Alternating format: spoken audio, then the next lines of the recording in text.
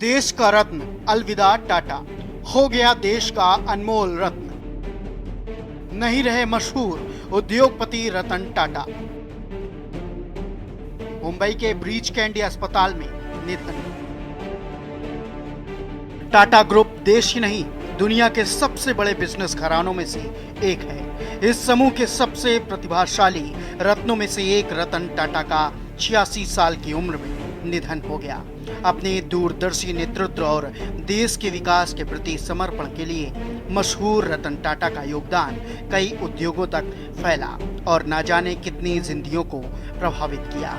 रतन टाटा का जाना एक युग के अंत का प्रतीक है, लेकिन उनका प्रभाव आने वाली पीढ़ियों को प्रेरित करता रहेगा। रतन टाटा के परदादा थे जमशेद जी टाटा। उनकी शादी हुई थी हीराबाई से। इनके दो बेटे थे, डोराब जी टाटा और रतन जी टाटा। जमशेद जी ने 1868 में भारत के सबसे बड़े समूह टाटा ग्रुप और जमशेदपुर शहर की स्थापना की। जमशेद जी नवसारी के एक पारसी परिवार में जन्मे थे। उन्होंने मुंबई के एक एक्सपोर्ट ट्रेडिंग फर्म की शुरुआत की। वे अपने परिवार के पहले बिजनेसमैन थे। रत्न कहते हैं वो रहा नहीं। ये भारत का कोहिनूर, हरपला भारत का कोहिनूर रहा नहीं, हमसे बिछड़ गया है, ऐसा मैं कहूँगा। और रतन टाटा जी हमारे में नहीं रहे, ये बहुत ही वेदनादायी दुखद घटना है हमारे लिए, पूरे देश के लिए। पूरे देश का एक अभिमान था, हमारे महाराष्ट्र का भी अभिमान था।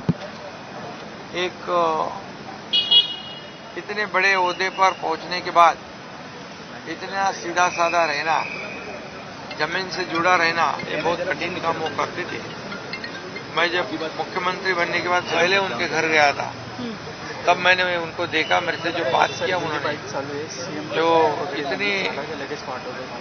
इतना व्यक्तिमत्व जो है उनका डाउन टू अर्थ, एक सीधा सादा रहना, मराठी में हम कहते हैं सादी रानी उच्च विचार कर।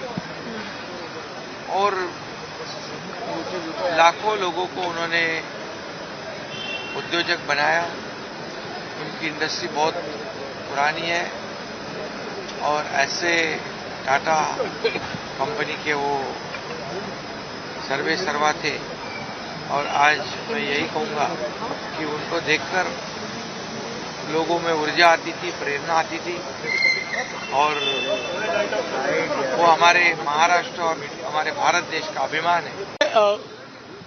रतन टाटा जी ये एक बहुत ही सफल उद्योगपति तो थे ही, लेकिन उससे भी बड़े व्यक्ति के रूप में हम उनको देखते हैं, क्योंकि जिस प्रकार से उन्होंने देश के लिए और समाज के लिए काम किया है, उन्होंने केवल सफल उद्योग नहीं खड़े किए, एक विश्वासार्हता खड़ी की, एक ऐसा ब्रांड खड़ा किया जिसने हमारे देश को एक ग्लोबल इमेज दी।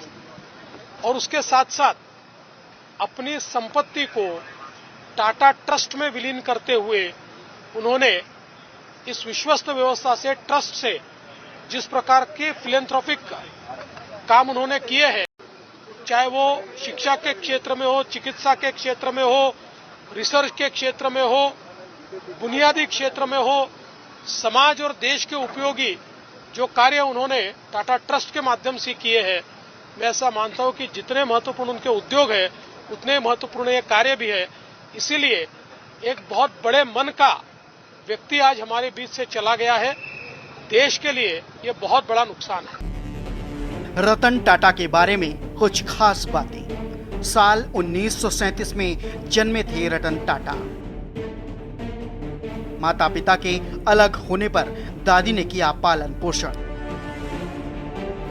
1948 में रतन टाटा से अलग हुए थे उनके माता पिता। रतन टाटा साल 1962 में कॉर्नेल यूनिवर्सिटी से बीकॉम की डिग्री प्राप्त की। 1962 के अंत में भारत लौटने से पहले लॉस एंजल्स में जॉन्स और इमंस के साथ कुछ समय काम किया। 2008 में भारत सरकार ने उन्हें देश का दूसरा सर्वोच्च नागरिक सम्मान पद्म विभूषण प्रदान किया था। वह 28 दिसंबर 2012 को टाटा सन्स के चेयरमैन के रूप में रिटायर हुए थे। 1991 में ऑटोमोबाइल से लेकर स्टील तक के विभिन्न उद्योगों में फैले टाटा समूह की बागडोर संभाली। साल 1996 में टाटा टेली सर्विसेज की स्थापना की। 2004 में टाटा कंसल्टेंसी सर्विसेज यानी कि टीसीएस को सार्वजनिक रूप से सूचीबद्ध करवाया, जो कंपनी के लिए एक महत्वपूर्ण मील का पत्थर साबित हुआ। रतन टाटा की पढ़ाई। रतन टाटा का जन्म 28 दिसंबर 1937 को बॉम्बे में हुआ था। उन्होंने अपनी प्रारंभिक शिक्षा मुंबई के कैप्सूल स्कूल से हासिल की। यहाँ से उन्होंने 8वीं तक की पढ़ाई पूरी की। इसके बाद आगे की पढ़ाई के लिए वे मुंबई के cathedral and John Connon school और शिमला में बिशप कॉटन स्कूल गए। उद्योगपति हम पे नहीं है कुछ। रतन टाटा जी भी हमारे बीच नहीं रहे। एक ऐसे उद्योगपति जिन्होंने अपना और समूह ने देश की अर्थव्यवस्था में बहुत बड़ा योगदान दिया है। आज़ादी से पहले और आज़ादी के बाद से टाटा समूह ने बहुत बड़ा देश की आर्थिक स्थिति को सुधारने में और आर्थिक तरक्की के लिए बड़ा योगदान किया है। वहीं रतन टाटा जी से व्यक्तिगत रूप से भी हमारे कई बार मुलाकात हुई है। उनकी सोच और उनका विजन यही रहा है कि कारोबार करते समय असूलों के साथ कोई समझौता नहीं। उसूलों से कारोबार करने के लिए और अपने लाभ का समाज के कल्याण के लिए जिस तरीके से उन्होंने लाभ का पैसा लगाया है और लोगों का, आम लोगों का कल्याण कैसे हो उस दिशा में एक उदाहरण पेश किया। ऐसे उद्योगपति को भी हम लोग याद करते हैं, रतन टाटा जी को। रतन टाटा जी सही मायने में देश के एक अनमोल रतन थे और रतन टाटा जी ने पूरा अपना जीवन देश की सेवा में लगाया। उन्होंने औद्योगिकरण के अंदर देश को स्टील के लिए आत्मनिर्भर बनाने के लिए उन्होंने बहुत काम किया। गाड़ियों को बनाने के लिए, एयरलाइंस, उन्होंने बहुत से फील्ड्स के अंदर उन्होंने बहुत काम किया और उनका जाना निश्चय ही हमारे देश के लिए एक बहुत बड़ा नुकसान है। और लेकिन मैं समझता हूँ जो उन्होंने काम किया है, उन्होंने इंस्टीट्यूशंस डेवलप किए हैं, तो वो इंस्टीट्यूशंस, उनका किया हुआ काम वो हमेशा देश के लिए काम करता रहेगा। तो इसलिए मैं समझता हूँ कि वो करोड़ों लोगों के लिए एक प्रेरणा का स्रोत है जो कि हमेशा रहेंगे। सबसे पहले तो मैं रतन टाटा जी को बहुत मनपूर्वक श्रद्धांजलि देता हूं। रतन टाटा जी, मेरा उनसे व्यक्तिगत भी गहरा परिचय रहा, परंतु न केवल भारतीय उद्योग जगत के, पूरे विश्व के एक सम्मानीय उद्योजक रहे। टाटा समूह का नेतृत्व करना ही अपने आप में एक बहुत बड़ी बात होती है, परंतु उन्होंने टाटा समूह का नेतृत्व ऐसे समय में संभाला जब टाटा समूह को अनेक प्रकार के परिवर्तन करना जरूरी था और धैर्यपूर्वक बारीकी से अध्ययन करके टाटा समूह के सारे उद्योगों को और काम करने की पद्धति को, दोनों को उन्होंने परिवर्तित किया और पहले की तरह आज भी टाटा समूह भारत के उद्योग जगत में एक ध्रुव तारा बनकर है। उसमें रतन टाटा जी का, देखिए, आज टाइटन की घड़ी का कांटा रुक गया। ये आज मुकेश अंबानी जी का हम एक्स पे ट्वीट पढ़ रहे थे, यशस्वी प्रधानमंत्री मोदी जी का भी पढ़े, तो इंडस्ट्रियलिस्ट से लेके पूरे वर्ल्ड के इंडस्ट्रियलिस्ट, रतन टाटा जी की एक बात जो मैंने अपने जीवन में लागू की वो ये कि फास्ट ग्रो करना is not a right idea. Fast growth आपको करप्ट कर सकता है, फास्ट ग्रोथ नहीं कि मैं कल ही बन जाऊं कुछ जीवन में, शॉर्टकट ले लूं। लॉन्गर स्लोअर ग्रोथ अब मेक्स यू कैरेक्टर, आपका एक चरित्र बनता है। जहां पे आप धीरे से जीवन में कुछ बनते हैं तो आपका एक चरित्र बनता है। फास्ट ग्रोथ के अंदर आपका कैरेक्टर बिखरने का, कैरेक्टर लूज करने के चांसेस ज्यादा होते हैं। तो रतन टाटा जी की ये सीख मैंने अपने जीवन में लागू की। रतन टाटा जी को आज हम लोग पूरा देश मिस कर रहा है। उन्होंने ईमानदारी के साथ इस देश को एयरक्राफ्ट से लेके, घड़ी से लेके वो हर चीज दी। आज जो ताज होटल, वो अनगिनत चीजें दी जहां पर मेरा भारत ग्रो किया, टाटा ग्रुप के साथ ग्रो किया, एक सम्मान मिला मेरे देश को। और उन्होंने इकोनॉमी इंडस्ट्री में और ऐसे अनगिनत लोगों ने उनको देख के हिम्मत की, अंबानीज ने हिम्मत की, अदानी ने हिम्मत की। और आज मेरा देश आज एकदम सक्षम, संपूर्ण 3rd लार्जेस्ट इकोनॉमी बनने जा रहा है पूरे विश्व में। धन्यवाद दूंगा उस पायदान को रखने वाले, आज जो सबसे बड़े पिलर ने हम लोगों का साथ छोड़ दिया। महादेव से यही विनती है कि उनको अपने श्री चरणों में स्थान दें और ऐसी आत्माओं से हम सबको, पूरे भारतवासियों को, हर वो लड़के को जो नीचे से ऊपर आ रहा है, एक सीख लेनी चाहिए रतन टाटा से कि कैसे बड़ा आदमी ईमानदारी के साथ भी बना जा सकता है। बहुत बड़ा योगदान है।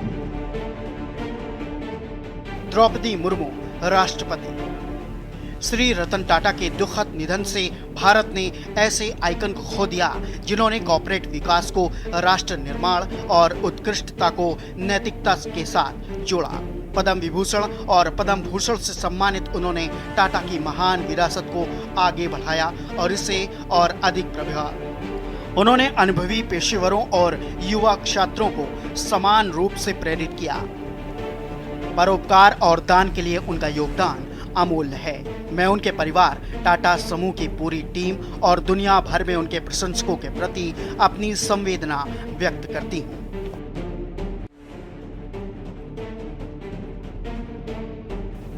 नरेंद्र मोदी प्रधानमंत्री। मेरे मन में श्री रतन टाटा जी के साथ हुई अनेकों मुलाकात की यादें ताजा हैं। जब मैं गुजरात का मुख्यमंत्री था तब वह अक्सर विभिन्न मुद्दों पर चर्चा करते थे। उनकी विचारधारा हमेशा गहन और समृद्ध होती थी। ये संवाद दिल्ली आने के बाद भी जारी रहे। उनके निधन से अत्यंत दुखी हूँ। उस दुख की घड़ी में मेरी संवेदनाएं उनके परिवार, मित्रों और प्रशंसकों के साथ हैं। ओम शांति। रतन टाटा ने टाटा समूह को बल्कि और राष्ट्र के ताने बाने को भी आकार दिया। टाटा समूह के लिए श्री टाटा एक चेयरमैन से कहीं बढ़कर थे। मेरे लिए वो एक गुरु थे और मार्गदर्शन, साथ में एक मित्र भी थे। उत्कृष्टता, अखंडता और नवाचार के प्रति अटूट प्रतिबद्धता के साथ उनके नेतृत्व में टाटा समूह ने अपने नैतिक मानदंडों के प्रति हमेशा सच्चे रहते हुए अपने वैश्विक पद चिन्ह का विस्तार किया। शिक्षा से लेकर स्वास्थ्य सेवा तक उनकी पहल ने एक गहरी छाप छोड़ी है। ममता बनर्जी, मुख्यमंत्री पश्चिम बंगाल। मशहूर उद्योगपति रतन टाटा के निधन पर शोक व्यक्त करती हूँ और इसे भारतीय व्यापार तथा समाज के लिए अपूरणीय क्षति हुई है। उनका निधन भारतीय व्यापार जगत और समाज के लिए एक अपूरणीय क्षति है।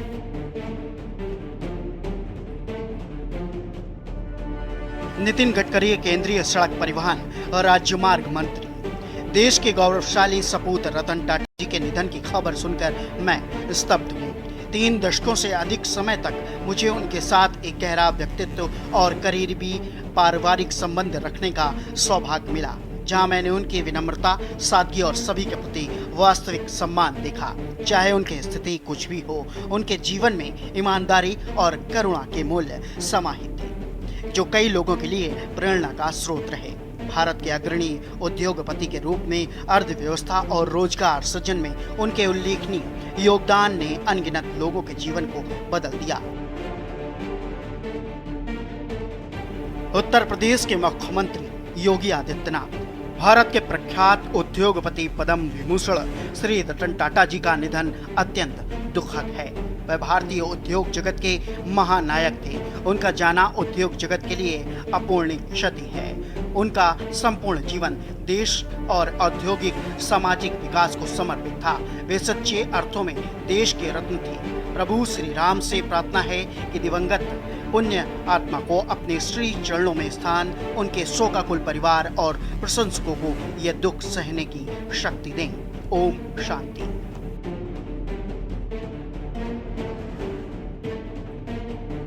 अमित शाह केंद्रीय मंत्री। महान उद्योगपति और सच्चे राष्ट्रवादी श्री रतन टाटा जी के निधन से गहरा दुख हुआ है। उन्होंने निस्वार्थ भाव से अपना जीवन हमारे देश के विकास के लिए समर्पित कर दिया। जब भी मैं उनसे मिला, उनके भारत और लोगों के उत्थान के प्रति जोश और प्रतिबद्धता ने मुझे हमेशा प्रभावित किया। उनके समर्पण ने लाखों सपनों को साकार किया। समय रतन टाटा जी को उनके प्रिय देश से दूर नहीं कर सकता। वे हमारे दिलों में हमेशा जीवित रहेंगे। टाटा समूह और उनके अनगिनत प्रशंसकों के प्रति मेरी संवेदनाएं। ओम शांति शांति शांति। साकार किया।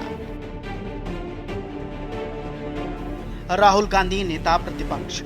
रतन टाटा एक दूरदर्शी व्यक्ति थे जिन्होंने कारोबार और परोपकार की दुनिया में अमिट छाप छोड़ी है। राहुल गांधी ने एक्स पर पोस्ट करते हुए कहा कि रतन टाटा एक दूरदर्शी व्यक्ति थे। उन्होंने कारोबार और परोपकार दोनों पर अमिट छाप छोड़ी है। उनके परिवार और टाटा समूह के प्रति मेरी संवेदनाएं। प्रारंभिक करियर। रतन टाटा ने 1960 के दशक की शुरुआत में टाटा ग्रुप में अपना करियर शुरू किया था। शुरुआत में उन्होंने टाटा स्टील के शॉप फ्लोर पर चूना पत्थर निकालने और ब्लास्ट फर्नेस को संभालने का काम किया। उन्होंने टाटा ग्रुप के भीतर विभिन्न भूमिकाएं निभाई और ग्रुप के विभिन्न क्षेत्रों में एक्सपीरियंस। सर, रतन टाटा अब नहीं रहे। आज देश के लिए एक बहुत ही दुखद दिन है। ये एक क्षति, राष्ट्र क्षति केवल नहीं, यह अतिशयोक्ति नहीं होगी अगर हम कहेंगे कि यह विश्व स्तरीय क्षति। एक ऐसे व्यक्तित्व जिन्होंने जीवन भर भारत की मान, सम्मान और शान को बरकरार रखकर आगे बढ़ाने का कार्य किया। एक व्यक्ति जिन्होंने सदैव सेवा भाव और सच्चाई का पथ अपने जिंदगी में अपनाया। एक व्यक्ति जिनके उच्च मूल्य और सिद्धांत करोड़ों नौजवानों को आज भी प्रेरणा देते हैं। रतन टाटा की जिंदगी एक प्रेरणा और एक स्मरण है हम सभी लोगों के लिए। सर, आपने फोटो भी शेयर किया है और कोई ऐसा संस्मरण जो आप शेयर करना चाहते हो, उनके साथ कुछ अच्छी याद हो आपकी? उनका जीवन एक अद्भुत शैली में उन्होंने जिया। बहुत पहले दिनों से उनमें एक दृढ़ इच्छा शक्ति, एक रिस्क लेने की क्षमता और एक दूर दृष्टिकोण। जहां भी अलग अलग देशों के अंदर इंडस्ट्रियलिस्ट का नाम लिया जाता है, जिन्होंने बड़ा व्यापारी या व्यापार का साम्राज्य बनाया हो, ऐसे बहुत कम लोग हैं जिनके बारे में लोग कहते हैं कि भाई ये लोग असूलों वाले लोग थे और लोग उनकी इज्जत करते हैं। पैसा कमाना बहुत आसान है, बहुत सारे लोगों ने कमाया है, बड़े बड़े साम्राज्य बनाए हैं, मगर उनका नाम लोग इज्जत से नहीं लेते हैं। उनके पैसे पे और उनके साम्राज्य पे मन में सवाल रहते हैं। रतन टाटा एक ऐसा नाम थे जिनके व्यापारिक साम्राज्य के ऊपर, उनके इंडस्ट्रियलिस्ट होने पे लोगों को के मन में उनके लिए इज्जत हुआ करती थी। और ऐसे आदमी का गुजर जाना जो है सब लोगों के लिए बहुत दुख की बात है। रतन टाटा का निधन एक दुखद घटना है। रतन टाटा साहब की इस देश के जो औद्योगिक विकास में एक महत्वपूर्ण योगदान था और उन्होंने पूरे औद्योगिक जगत को एक नई दिशा दी थी।